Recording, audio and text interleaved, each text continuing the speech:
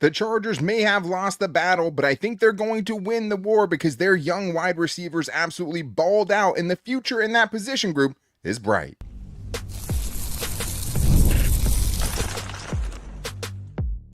You are Locked On Chargers, your daily podcast on the Los Angeles Chargers. Part of the Locked On Podcast Network, your team every day. What is up, and welcome into the Locked On Chargers podcast. I'm your host, Daniel Wade, joined as always by my co-host, David Droegemeier, and we've been covering the Chargers now for 10 seasons, but this is our 8th year as the host of the Locked On Chargers podcast, bringing you your team every day. Thank you to the everydayers out there for making us your first listen, especially on the late night edition. But to make sure you never miss the show, go subscribe or follow for free on the Locked On Chargers YouTube channel and listen wherever you get your podcast from. David, the Chargers didn't win. There were some rough moments in the game, but the bigger story, I think, has to be those young wide receivers kind of showing what they could do in the game on Saturday. Yes, sir. KLS has performed extremely well throughout camp and in the preseason. We were just waiting for Trey Harris to have his breakout game, and Daniel, he absolutely did in this one. He did, and it was so fun because, I mean, we literally had the show this week, whether it was time to be worried about him. I'm obviously a Trey Harris truther it is, but I think we knew with some of the practices, you know, you heard about the big practices, but then you also started hearing, okay, well, now he's dropping passes left and right at practice. Maybe the confidence is diminishing a little bit, but both those guys had their opportunities, and I think I bemoaned at least Trey Harris's opportunities over the first two games, and they showed exactly why they should have been getting more opportunities because they both balled out in their own way and did exactly, I think, kind of what the best case scenario was for those guys when the Chargers drafted them and why we got so excited when they did that. Like the Chargers heavily invested into their weaponry, right? Between those two, Rondé Gadsden the second, and adding Keenan Allen, and tried to add Mike Williams, all those things. But now, like the future of that room with two young receivers, like even if you have to pay Ladd in a couple of years, you have all these guys on the cheap right now. And let's start with Trey Harris, who after having 0 catches on 2 targets in the first 2 games, Harris erupted for 6 catches, 85 yards in this one. Biggest play being the deep ball down the right sideline for 34 yards, which was heavily contested. And he got his feet down in bounds somehow, showed the great body control, showed the ball tracking, showed the ability to make tough catches. And there just hasn't been enough tough catches being made by this Chargers wide receiver room over the last couple of years. So to see him finally have it translate after being non-existent in those first 2 games and to have this game, I think it's huge for him going forward. Had to feel good, man. Had to feel really, really good for Trey Harris because obviously it wasn't the start that he wanted, right? You want to go out there, show up on a new team, and you want to show out right away. But sometimes that just doesn't happen. But in this one, I think you got to see everything that he brings to the table. His ability to beat man-to-man coverage, his ability to go up and get the football on the contested catch. I think what really, for me, I enjoyed a lot is him making those third down conversions. That's where you want to have your guys show up in the big moments to extend drives. That's the difference between scoring points and kicking the ball back to the other team. So really, really enjoyed what I saw from Trey Harris. This was that kind of jumping off point, that launching point for him. And I think the sky's the limit, and hopefully this is just the beginning. Yeah, and I think, you know, being roommates with KOS and those guys getting drafted together and also just kind of being, you know, outshined by KOS through the first couple of weeks in the preseason definitely had to, you know, do something to him. But I think he used it in the right way, and it seems like he stuck with it. And both of the young receivers said that Sanjay Law, the Chargers wide receiver coach, challenged them to have big games in this one. And they did. And I just thought it was awesome to see. But you're right. I mean, it started with back-to-back third down conversions where it's like, okay, they're starting to give him the rock. They're starting to target him. They're actually throwing him accurate passes, which is also a big part of it too. Yeah. But he made the catches, right? Like one's a, you know, little catch and run. You see a little bit of the yak ability, gets a first down. Maybe, I mean, I don't think it was a tougher catch, but he had another really tough catch on a third down where Trey Lance was throwing it before he even got out of his break. The ball was low. He goes to the ground on a really tough catch and finds a way to bring that in. And I think that was the confidence booster he needed because I remember tweeting on that drive. It's like, oh, Trey Harris just made the best play of his, you know, young Chargers career. And it's like, okay, well, he just one-upped it and made it even tougher catch. Oh, my God. He just had, you know, a 34-yard catch down the sideline. You see the confidence growing in real time, right? It just seems so clear. Well, and I think just to, you know, have watched all of these preseason games so far and just to keep waiting for him to have his moment and then to have one drive like that where it feels like everything does a complete 180, was just great to see. But yeah. KLS also doing what KLS has shown to do, which is making explosive catches. 2 catches for 66 yards in this one, 2 29-plus yard catches in this one. First one was a corner out along the sideline. Herbert fitted into just an insanely small window. Yeah, I mean, still a really tough catch, and I think it was astute from KLS to talk about just the late hands he had there, right? Because that guy's in perfect coverage. He throws up the late hands, makes the catch, and then outdoes himself with a nearly identical play to Trey Harris. I mean, maybe his was even a little crazier just because it was a fingertip grab down the right sideline for a big chunk play, 37 yards. And I don't know how both of those guys made those plays. Like, if either of them didn't catch those passes, you'd be like, that's a tough play. It's hard to blame them for that. But they had those opportunities, and KLS was not going to, go down without a fight. Like, he also had a big game of his own, and we saw also 0 receptions from him in the last game. So great to see him back on track.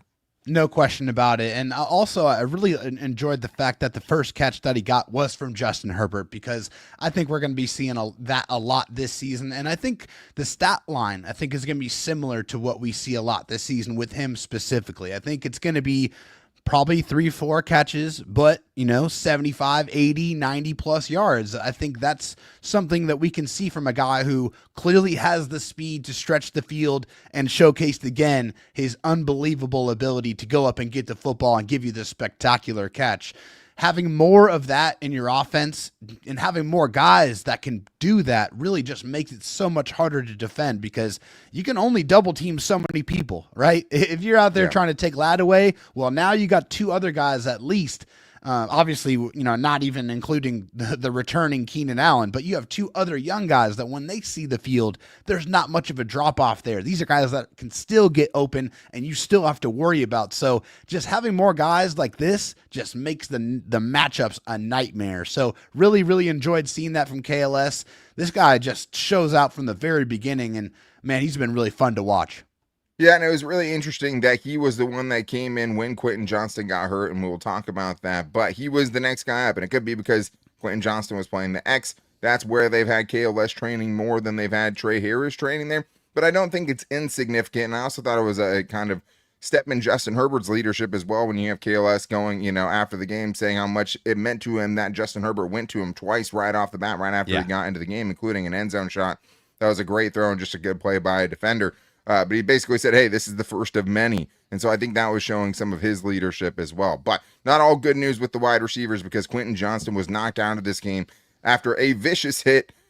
This is what happened. Justin Herbert targeted him down the sideline, deep shot, right side. It was a really, really good throw. The Rams defender, though, did get a finger on it. This is an important part of it, right? Not just a clean drop. And then he bobbles it, bounces out of his hands, leaves him totally vulnerable to just getting absolutely lit up by the Rams safety. And it was an ugly play. I mean, he was definitely out before he hit the ground, but it was one of those kind of, fencing positions, like his arms were kind of just went straight. He was totally out there for a second. And luckily, we have heard since then that, he can move everything. He remembers everything. Could have been worse, but he was concussed on the play, which seemed pretty obvious after watching it. But this has led to a lot of discourse, and I understand it, right? Because it happens on a drop, basically, is what it looks like, right? And I'm not going to fully blame him for that drop, but at the same time, it does hit his hands, right? He had a chance to catch it for sure. And if he did catch it, he would have been able to brace himself. Like, if he wasn't bobbling it and going for it afterwards, he would have been able to, it probably is a touchdown, first of all, but it wouldn't have been so vulnerable. So it's so tough to have it go down like that, where it's like, I can't fully blame him for the drop because it was tipped at the last second. At the same time, if he catches it, he probably doesn't have this happen. And also there are some, side effects to this where now these other young receivers are getting to kind of gain ground on you while you're out. Yeah, I mean, basically what happened is the defender's helmet went straight into Quentin Johnston's chin and basically hit him right in the chin. I mean, you do that in any kind of situation, hit somebody in the chin. That's one of those spots that's going to put your lights out pretty quickly. That's why you see a lot of fighters go for that in the UFC and obviously in different sporting events of that nature. But yeah, if your chin goes a certain amount sideways, you get knocked out. That's just kind of that's just what happens. Yeah. But yeah, obviously not a great play for Quentin or for the Chargers. But hey, when these things happen, opportunities obviously arise, and you have to see somebody who's going to rise up and try to take those opportunities. And fortunately, the young wide receivers were able to answer the call. Absolutely. And it's just hard because there's never going to be the right answer for this. Maybe he should have gotten it. It wasn't just a clean drop, but obviously he hasn't given himself much kind of wiggle room there as far as benefit of the doubt goes. But just hoping for the best for him, hoping he can get back soon. So just, you have all of your guys available to you, even if one of these younger guys comes up and starts taking some of those snaps. But we still have more to get into because we got to see Justin Herbert in the preseason for the first time. And let me tell you, do not fall for the box score. That man was extremely sharp on Saturday. We're going to talk about that and Trey Lance wrapping up the QB2 competition and more in today's Locked On Chargers podcast. This episode is brought to you by BetterHelp. These days it feels like there's advice for everything. Cold plunges, gratitude journals, screen detoxes, but how do you know what actually works for you? With so much information online about mental health and wellness, it can be overwhelming to figure out what's true and what will actually help. That's where talking to a therapist with BetterHelp can make all of the difference. You get real personalized guidance instead of just guessing based on something you saw on social media. And I will tell you guys the truth. I have talked to therapists about covering and watching the Chargers. I mean, they feel like they make you need therapy, but just having someone else to not make you feel so crazy and to kind of help you put things in perspective. And not only that, but give you the tools to be able to keep things more calm and handle things better in your day-to-day life is why I love therapy. And with over 30,000 therapists, BetterHelp is the world's largest online therapy platform serving over 5 million people. Talk it out with BetterHelp. Our listeners get 10% off their first month at betterhelp.com/lockedon. That's BetterHelp, HELP.com/lockedon. David, we still have more to get to from this game, too much to get to from this game, but I did want to talk about Justin Herbert, who got his first career preseason action in this one. I didn't know if we'd ever see him play in a preseason game, but I totally understood the logic from Jim Harbaugh and company and wanting to let them get out there, get their feet wet a little bit, especially with so many changes on the offense, so many new guys being out there, right? And the box score is going to tell you one thing, but if you watch the game, the eye test tells you something extremely different. I mean, for me, he bounced the very first throw to Quentin Johnston. They just threw a little wide receiver screen right off the bat, and it was a terrible throw. He bounced it off. Man, I would have loved to have seen that one, man. That I would have, yeah. It would have been nice to see what Quentin could do after the catch. I mean, it changes kind of everything if he does catch it. But what I would say, though, is I don't think there was another pass he threw, even on those, only 5 passes. That was not just like completely right on the money and just a super accurate throw. Yeah, I know Justin definitely was sharp in the football game. Yeah, it didn't look like it with the stats, but I think you saw it with that precision pass to KLS on the sideline. I mean, that was an absolute missile. Just a beautifully thrown football that is really only in a spot where the receiver is going to catch it or nobody's going to catch it. And that's just another testament and another example of his otherworldly arm talent and ability. Justin Herbert can access any part of the football field. That's just another example. The guy has the arm strength of really anybody else in the league. He's at the top of that list, I think, in my mind. And that throw was beautiful. But yeah, Justin was good. I like the fact that he was able to see a little bit of a pass rush. He was able to protect himself, get down, not take any hits, get in, get out, and have himself a clean performance. Yeah, I mean, really the only really bad play was the botched screen play that they tried to run that he ends up, basically taking a dive to avoid a hit, and they end up, derailing the entire drive there. The running back screen game has been an issue since the beginning of last season, and that one was botched. But I thought the offensive line did a pretty good job of protecting him, too. I mean, not any big hits on any of those long throws down the field, which I thought was nice, obviously, against backups, but that could have made it even more worrisome than we already are with it if they had just gotten dominated out there. Not a great sign. They look good. I thought he looked good. I mean, the Quentin Johnston throw was a drop in the bucket, too. I mean, the dude turned around, the ball was on his chest. The guy made a great play and got a finger on it, obviously. The throw to KOS in the end zone, another one. He put it in a good spot, not really in danger, and the defender made a good play. Gave KOS a chance. He wasn't able to come down with it. But those throws, man, are just right on the money and showed you a little bit of why we, glorify him the way that we do, just because he is the truth. And I mean, it was nice to see, a little bit of that, especially when you watch the preseason and there's a lot of bad quarterback play. That was a shining light for sure. But I also want to talk about the fact that, to me, Trey Lance locked up the quarterback 2 position this week and put it even out of reach to where even if Taylor Heinicke had a miracle game in the final preseason game next week, there's just no chance that he catches him at this point. And I think you just have to spotlight the 2 throws. Like, the 2 throws lock that job up for Trey Lance. And we talked about both of them already. I mean, it was the throw to KOS. No one else has a chance at it. Put it right on the sideline, drop in a bucket. Trey Harris, same thing. Those big explosive plays. So even when you see, 7 for 15 for 121 yards, it doesn't seem that impressive. The eye test tells you differently, whereas, Taylor Heinicke, I thought played better. This was Taylor Heinicke's best game of the 2 games that he's played. But still with him, I'm glad that he started using his legs and manufacturing thing and giving himself more opportunities because he was able to move the sticks. At the same time, too many high passes over the middle. Yeah, too many hospital balls, man. Oh, yeah. Yeah. And then I was going to say, too many high passes in general. But the one, hospital ball that he threw to KeAndre Lambert-Smith, where it would have been a great catch had he made it, but he would have got absolutely torched by the 2 defenders. You just have to know better than that. Have to be able to take care of your guys a little bit better than that. But to me, David, this one is over. We can put a bow on it. Hey, man, I got to sit here and I got to be 100% honest, and I got to really... You laughed at him.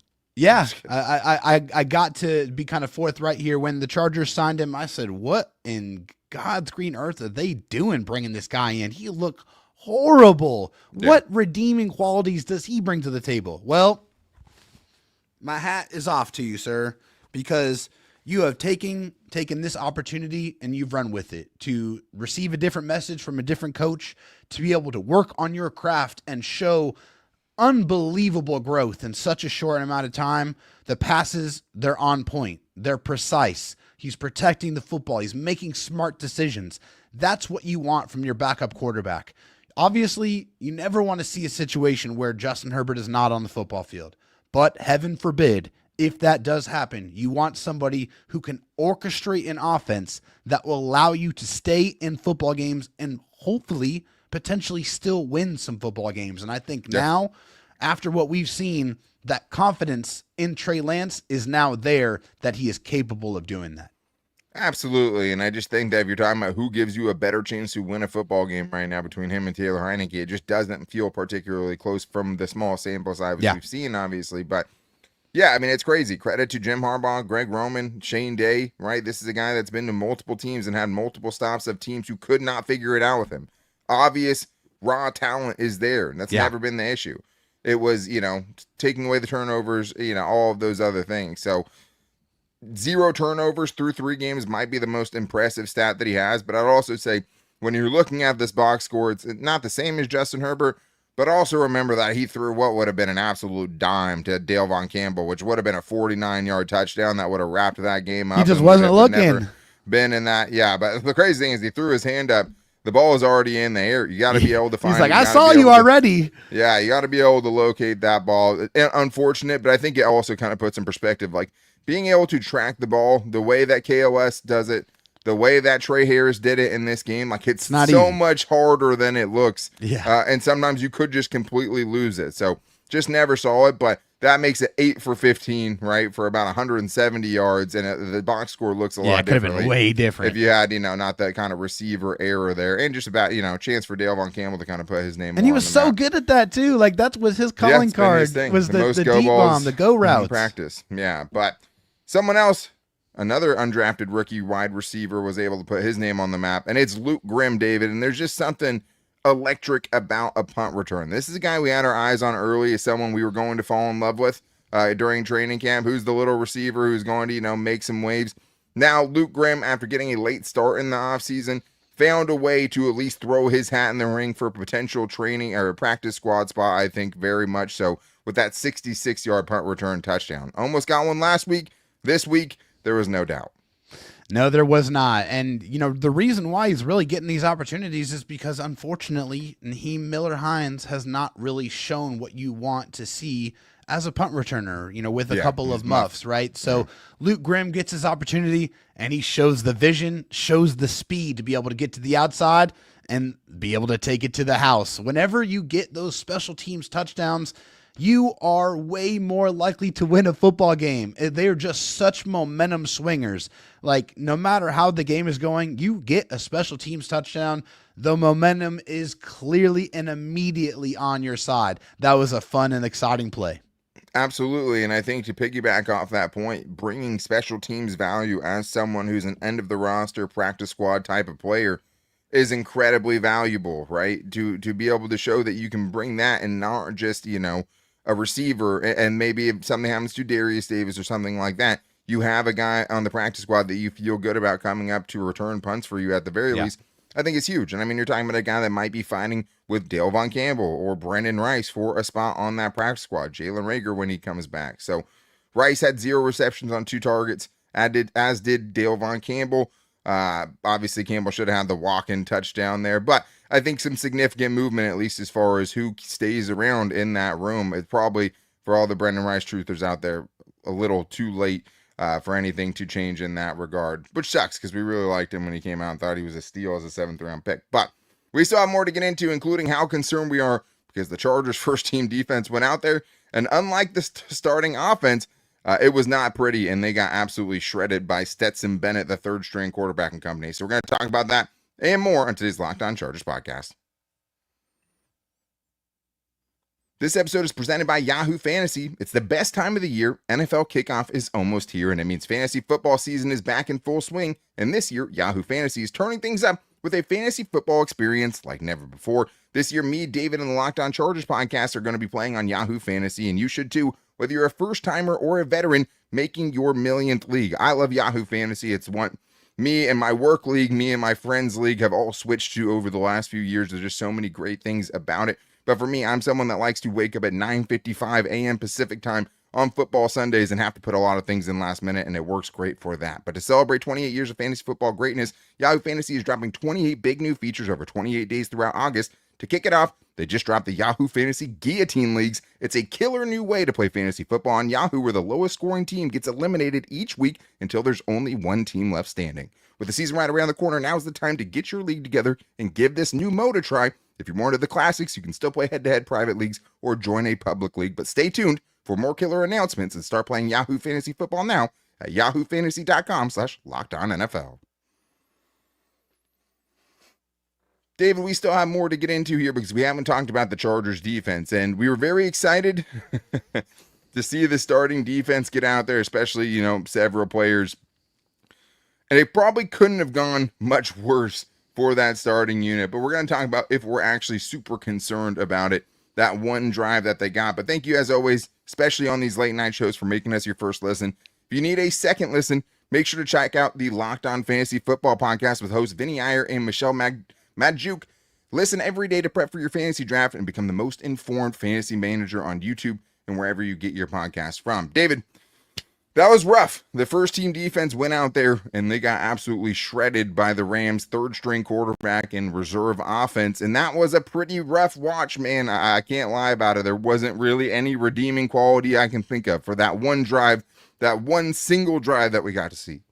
They got gashed. It was embarrassing to watch. Like, your first team defense should go out there and destroy a 3rd string quarterback and mostly backups. They didn't have any starters on the field at all. And they cut right through you like a hot knife through butter. Like, they're ripping off 9 yards a clip on the ground. Like, that is inexcusable. I really don't care if you're not, if you're without Khalil Mack and Derwin James. And yeah, of course, they're big parts of the defense, obviously. Yeah. But I don't care. Like, it cannot look like that. Like, that right there. Hopefully that was a swift kick in the backside to kind of show them, like, hey, we're definitely not where we need to be, and we're sitting here 2.5 weeks before the season starts. We got to get this right. And it would have been interesting. Alohi Gilman got shaken up on the drive and still, didn't have to go to the Blue Medical tent or anything. It would be interesting to see. I thought, honestly, with how rough that was, they might have got another drive to kind of get everything back on course and to leave the game with potentially a little bit of confidence. But obviously, leaving the game with all of your starters healthy is the most important part of it. Yeah. But you're talking about 9 plays, 60 yards, 4:54 off the clock, and ending on a really ugly 2-yard touchdown allowed by Benjamin St. Juste, where, just beaten badly off the line of scrimmage.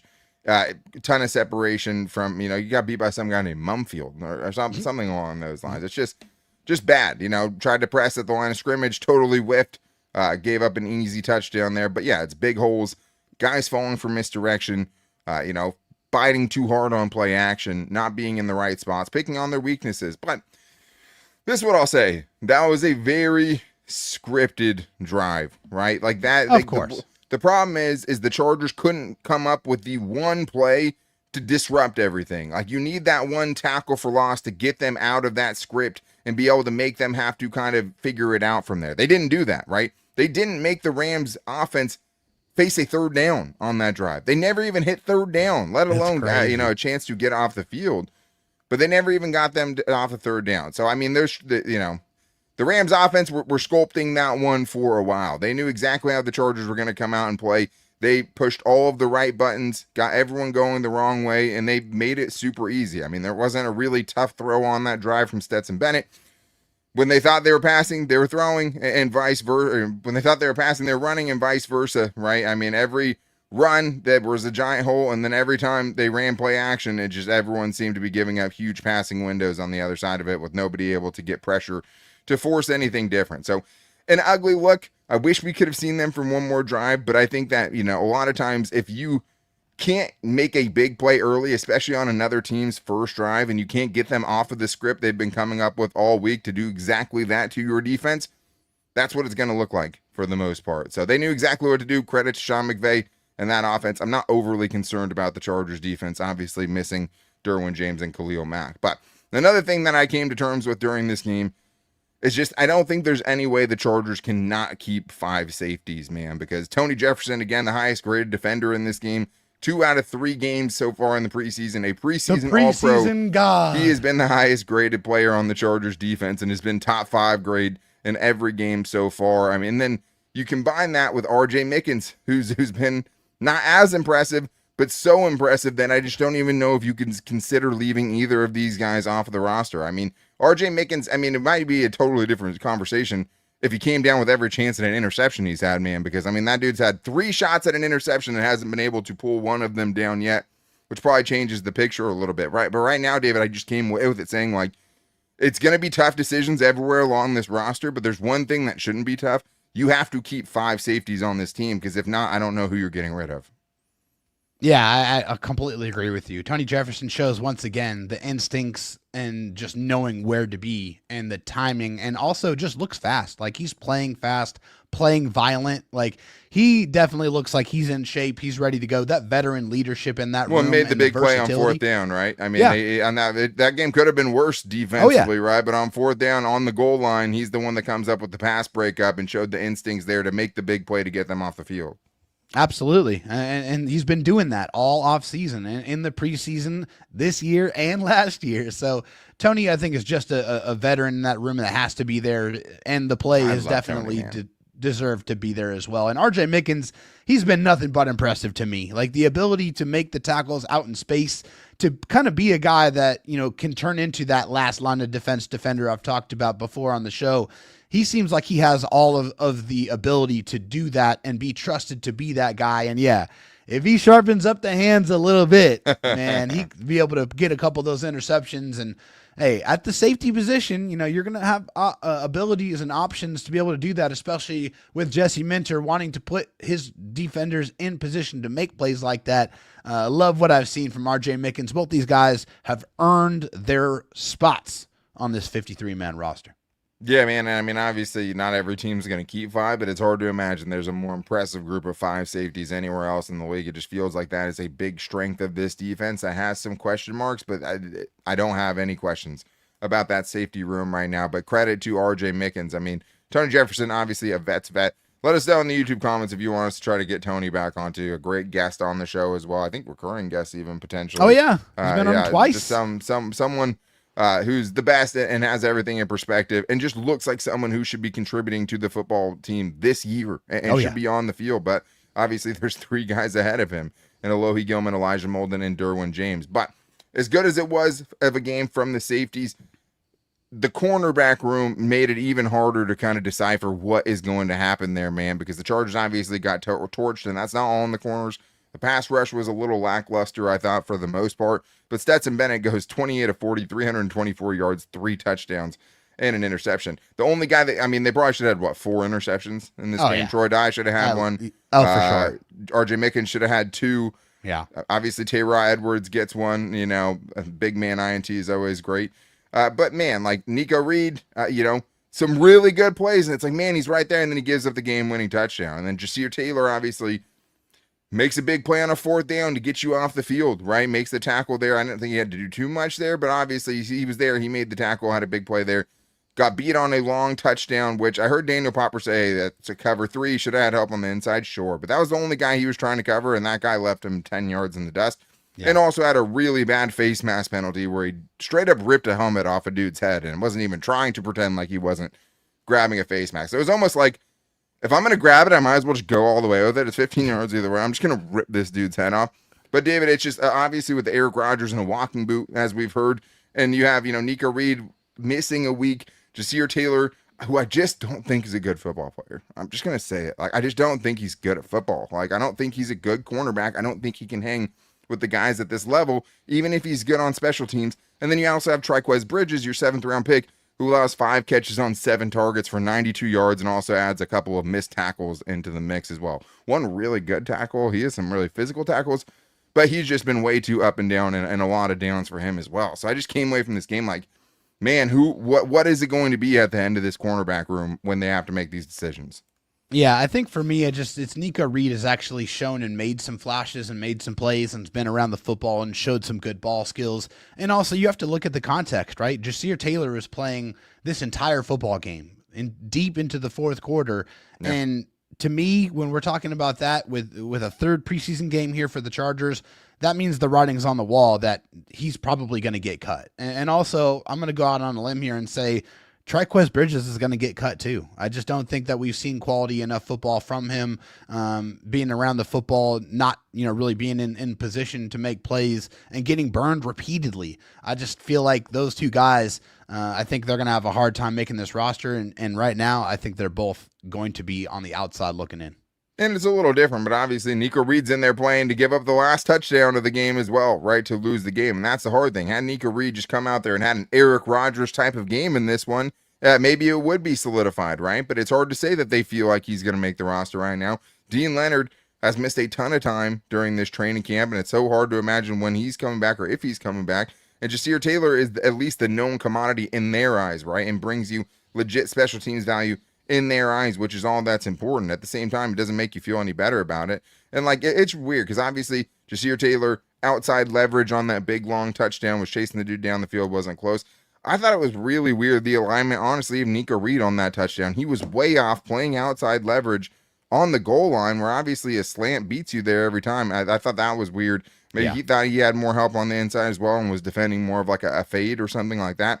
I don't know, but to me, I think Nico Reed could be a good football player, and I don't think Jasir Taylor is a good football player, a good defender. I think if he's out there, he's going to be picked on, and I just don't think that's anything I've seen so far has changed my mind about that. But that's going to wrap things up for today's show. Obviously, a lot from this game, more that we're going to get to tomorrow because it is Buy or Sell Tuesday, getting into the biggest Chargers storylines and overreactions. So make sure you guys hit us up at Locked On LAC, at Locked On Chargers on Instagram, Locked On LAC on Twitter, and our Locked On Chargers Facebook page to get your guys' buy or sells in, or you can call into the voicemail line at 323-524-7924 and give us your 30-second Chargers voicemail.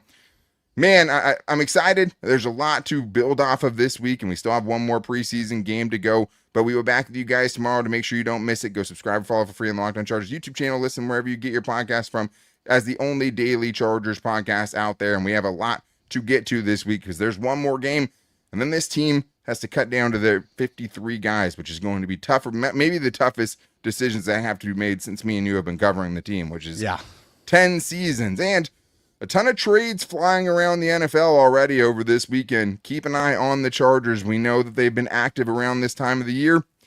I don't put past Joe Ortiz to be continuing to add to this roster. So we'll be back here tomorrow with the latest from Chargers practice and obviously doing our buy or sell show. But until then, guys, take it easy and go Bulls.